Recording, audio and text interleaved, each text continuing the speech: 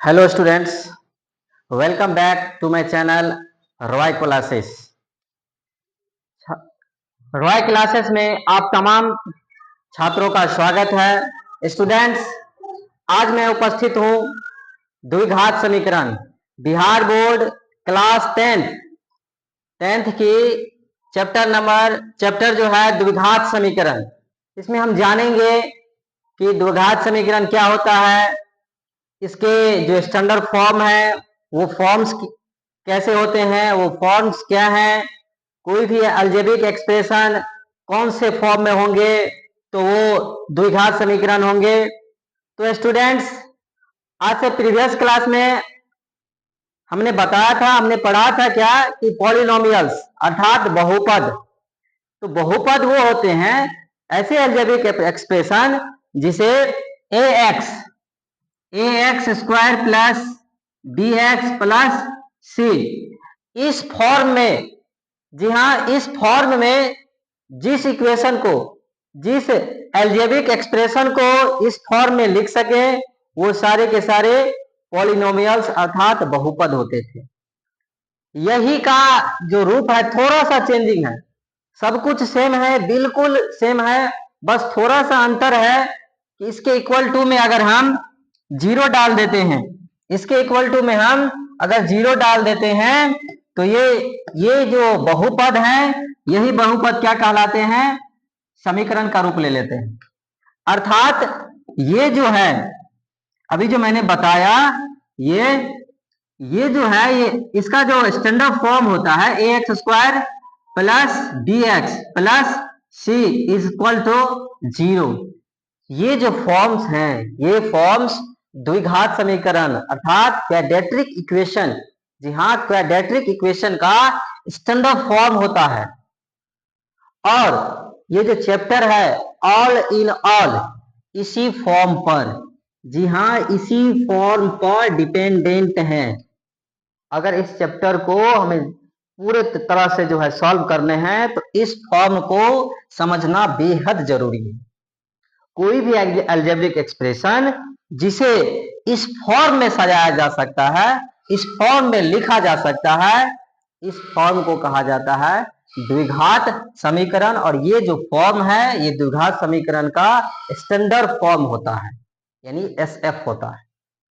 और इस चैप्टर में होता क्या है कि आपको इक्वेशन दे दिया गया रहता है इस तरह से कि कोई, मान लीजिए कोई इक्वेशन रहेगा, जैसे कोई इक्वेशन है कि 4x square plus 10x plus 10 equal to 0।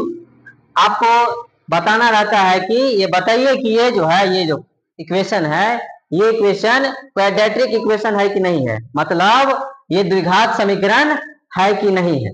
तो हम जानते हैं क्या कि ऐसे अलजेब्रिक एक्सप्रेशन जिसे ax square plus bx plus c equal to 0 इस फॉर्म में लिख सकते हैं तो वो द्विघात समीकरण होते हैं। ये देखिए, ये ax स्क्वायर, ये जो फॉर्म है, ये ax स्क्वायर प्लस bx और प्लस c इक्वल टू 0 के फॉर्म में है, ये 0 के फॉर्म में है, अतः ये क्या है, द्विघात समीकरण है। तो इसमें मेन जो होता है ना, वो एक्स स्क्वायर का जो कॉफिशिएंट अर्थात एक्स स्क्वायर का जो गुणांक होता है उसको मेन जरिया माना जाता है। अब मान लीजिए कि ये 4x स्क्वायर है प्लस 10 इक्वल टू क्या है, 0। अब हमें ये बताना है कि ये द्विघात समीकरण है कि नहीं है। इसमें क्या है, bx नहीं है, पर क्या है, मेन जो है ये है एक्स स्क्वायर का गुणांक, ये यहाँ उपस्थित है, ये यहाँ पर उपस्थित है। ये इसका मतलब ये हुआ कि ये जो समीकरण है ये भी क्या है, द्विघात समीकरण के फॉर्म में है। तो ये भी क्या है, द्विघात समीकरण, ये द्विघात समीकरण होंगे,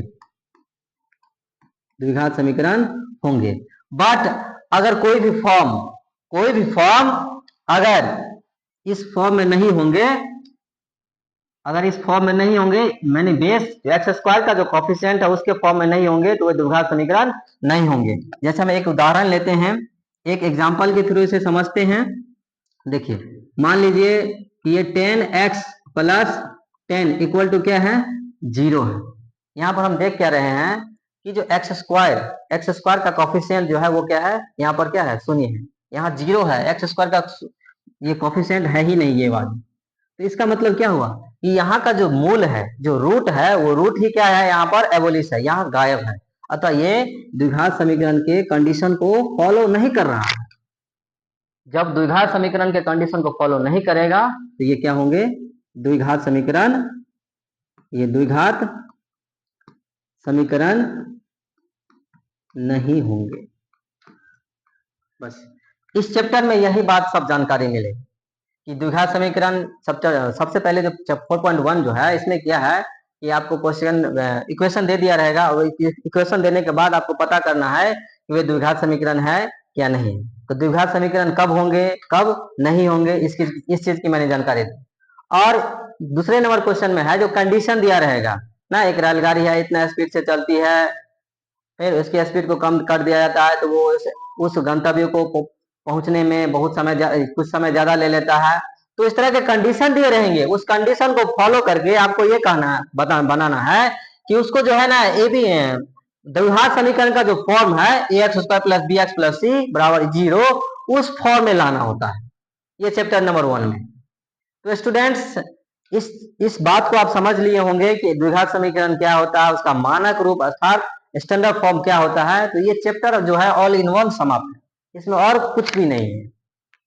उम्मीद करते हैं कि जो क्लास है आप लोगों के लिए बेनिफिशियरी होगा। इसी तरह के नए नए अपडेट्स के लिए हमारे जो चैनल है रॉय क्लासेस, उसको सब्सक्राइब और बेल आइकन को दबा करके ऑल नोटिफिकेशन ऑन कर ले, ताकि हम जो भी वीडियो अपलोड करें वो आप लोगों तक इंस्टेंट पहुंच पाए। धन्यवाद।